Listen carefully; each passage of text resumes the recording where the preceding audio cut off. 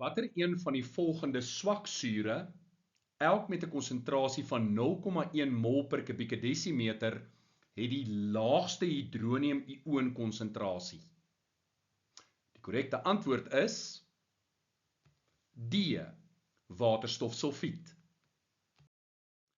Op ons lys het ons A, swaalligsuur, B, koolsuur, C, oksaalsuur en D, waterstofsulfiet.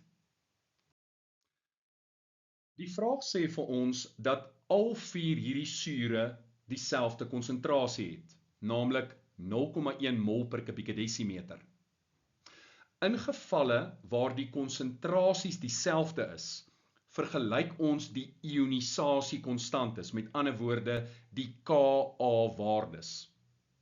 Hoe kleiner die Ka-waarde, hoe swakker die suur. En hoe swakker die suur, hoe minder ioniseer die suur. En dit beteken 'n laer konsentrasie hydronium-ione. So, as ons kyk na ons lys, dan moet ons die kleinste ionisasiekonstante vind. Met ander woorde, die kleinste Ka-waarde. En dit is D, met ander woorde, waterstofsulfiet.